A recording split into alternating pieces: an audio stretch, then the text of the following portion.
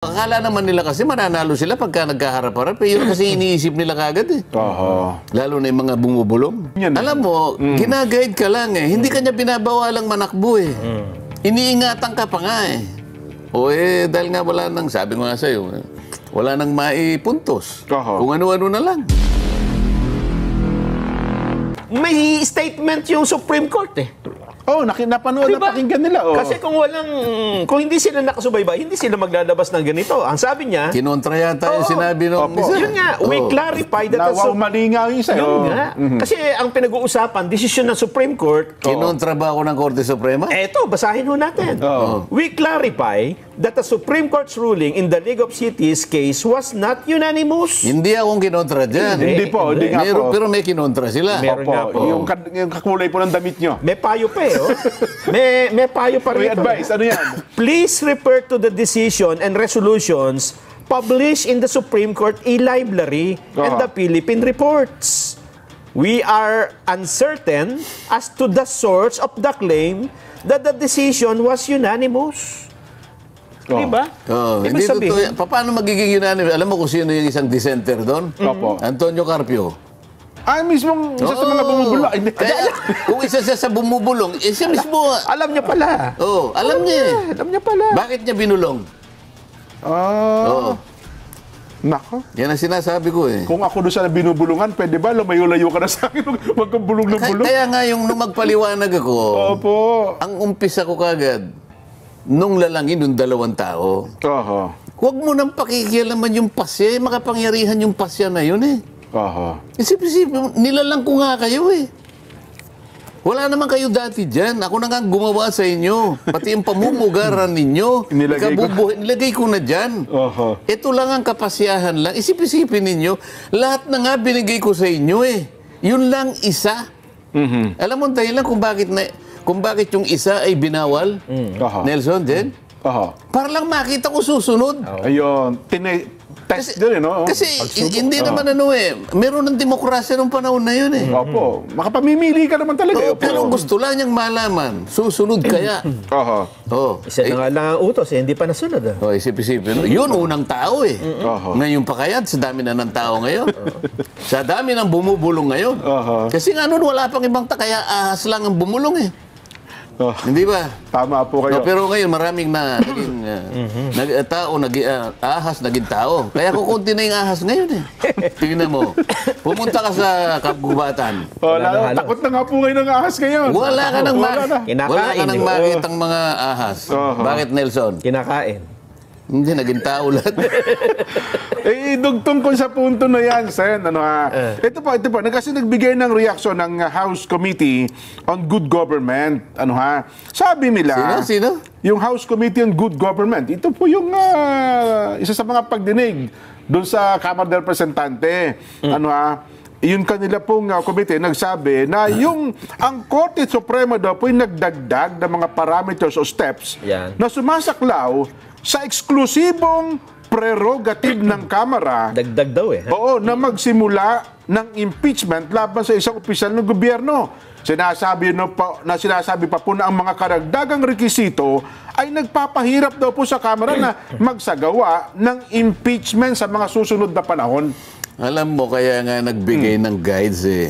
Nakita ng Korte Suprema, kahit na meron na silang sariling tuntunin, sila mismo ayaw nilang sundin. So hindi ito bago? Hindi ito bago eh. Nandun na sa rules. Sinabi lang naman halimbawa, kapag ikaw ay mag-exercise halimbawa, nakalagay halimbawa, very basic. Kasi kanya, kapag tumatakbo ka ng matulin, ikaw ay matitinik ng malalim. Lalo na kung wala ka sapatos. Nakayapa ka kasi. Hindi magsapatos ka, di ba? Tsaka huwag kang pupunta doon sa madawag na tatakbo ka lang, pupunta ka pa doon sa marami. Doon ka tumakbo sa maraming pusa. So guide lang yun eh. Halimbawa, sinabi niyang magsapatos ka. Masama ba yun? Hindi Requirements na ngayon yan. Alam mo, ginaguide ka lang eh. Hindi ka niya binabawalang manakbo eh. Iniingatan ka pa nga eh. Dahil nga wala nang, sabi ko nga sa'yo, wala nang maipuntos. Kung ano-ano na lang. Doon sa sinasabi na, teka muna, yung dahil nga doon sa tumatakbo ng matulin, di ba? Ang pinagmulan kasi noon, may motion for reconsideration eh. Hindi natin, dapat hintayin natin yung finality, Sen. may motion pa, nakapending eh. Ang kaya totoo, nga. pinasasagot pa nga ang Vice President eh. Oo nga, sinabi ko nga nung nagtatanong si Senadora Pia Cayetano, siguro napansin ninyo, pagka sinabi kasing this decision is immediately executory, alam mo sa isang abogadong nakakaintindi, didiretsuhin ko na, hindi ka inaalisan ng karapatan na mag-MR. Nasa sa'yo yun eh. Para bang, di ba, kung minsan, sige, park at your own risk. May gano'n eh. Hindi kita binabawalan na pumarada dyan. Pero bahala ka sa buhay mo. Kaya yung paghalimbawa ko kay Pia Cayetano. Senator Pia, halimbawa ka ako eh, may nanliligaw sa'yo. Eh talaga namang... Talaga bang... Yan yung tagpo na nakapaligid na sa likod niyo yung 4 na masaya eh. Hindi mo talaga type. Ngayon dahil sa ayaw mo na lang na... Siguro ayaw mo nang maistorbo ka at naiawa ka na rin. Wala rin naman siyang pag-asa. Tinapat mo na. Hindi ko na sinabi kung ano yung sinabi mo pero talagang tinapat mo na. Diniretso mo. Ayoko talaga sa iyo eh. Parang ganun. Oo, naman na yung ganun. Basta umanap ka na lang ng iba o whatever. Yung isang pagpapasya na talagang wala ka na talagang kabuhay-buhay kung pag-uusapan, yung pag-asa mong ikaw ay magustuhan pa. Pero sabi kong ganyan, tinanggap niya eh. Tinanggap niya eh, pero nakiusap. Pwede ba naman kang baka naman ako kahit papaano makadalaw-dalaw pa rin. Tinanggap ko na eh. Yun ang MR. Hindi ko naman alam, may nagtatawanan pala sa likod ko. Nasa likod nyo pala yung 4 eh. Sabi ko, sabi niya, you file an MR, but that will not change my mind. Sabi nung nililigawan. Hindi ba mo silang mag-MR? Tingnan natin.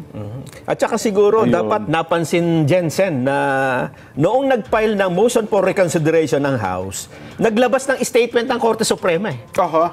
Pakita natin yung statement at may mapapansin tayo dito. Sige. Ang statement nila dito, sinabi nila dito na nag-file na on the motion for intervention, meron. Tapos meron din dyan sa unahan, motion for reconsideration. Pero ang mapapansin mo dito, bagamat nire-recognize nila na may MR, yung naka-box na pula. This decision is immediately executory. Kakaibang mga letra yan, Jen. Ano napansin mo? Bold letters siya. Ayan. Ang ibig sabihin yan, may emphasis. Kaya kung ikaw, malakas ang pakiramdam mo, mapapansinin mo yan eh. Di ba? May MR na. Pero inuulit-ulit pa ng Supreme Court yung immediately executory, Sen? Ayaw na nga niya lang sabihin,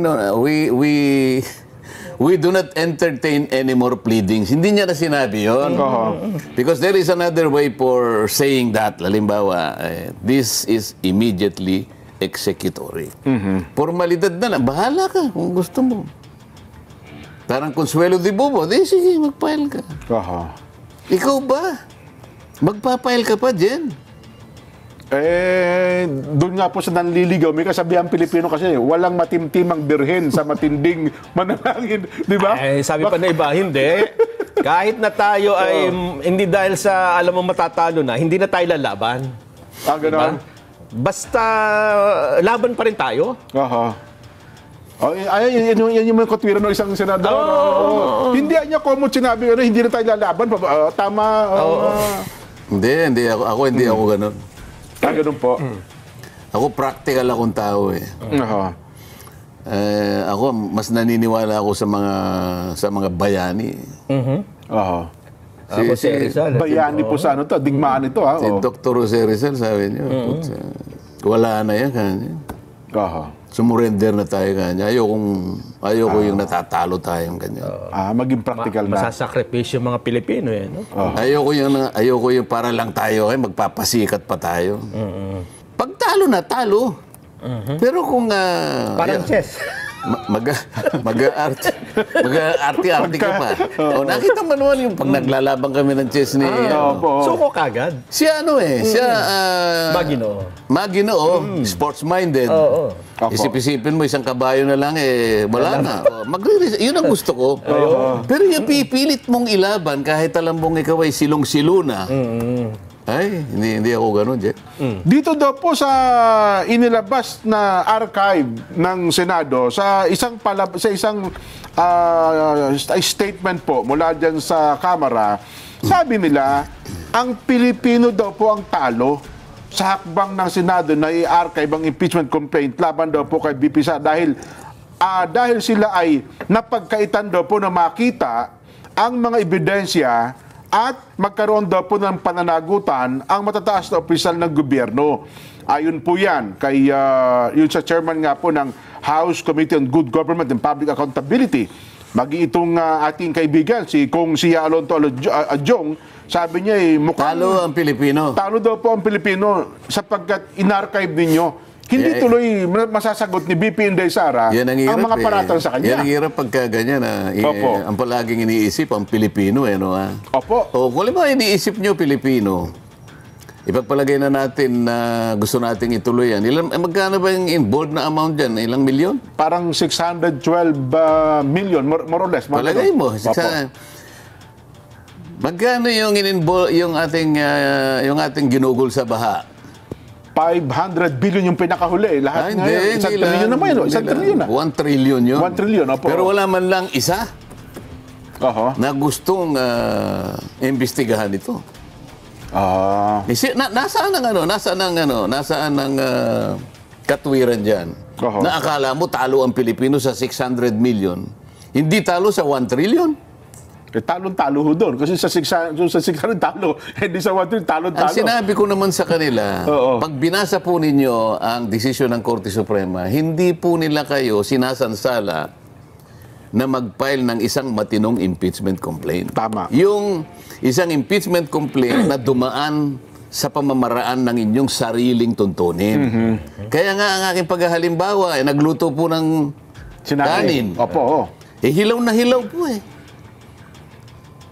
ilang lingwahe yung ginamit ko. Ano po yung hilaw ka ako sa Ilonggo? Lagdos. Sa Kapampangan. Sa Kapampangan. Magadto. Sa Ilocano. Marakusol. Yan. Sa Waray. Maratudtud yan. Bakit? Sabi, yung isang senadorang ngayon ay bagitong neophyte na congresswoman. Yun naman yan. Akala yung magsalita na. Ito kanya, lokohan na talaga ito Ibang klaseng korte na ito Mas mabuti pa kanya na ipinail itong impeachment complaint kanya sa palengke. Dahil sa palengke, merong mga tinderong matitino. O sabi ko, sige nga, magtinda ka nga ng hilaw na kanin ka ako sa Nueva Ecija, kung may bibili. Magtinda ka nga ng magadto na kanin sa Tarlac, kung may bibili. Malabo yun. Magtinda ka ng lagdos na kanin sa Capiz o sa Aklan, kung may bibili. Ano sinasabi ng Korte Suprema? Magluto kayo ng tamang pagkakaluto.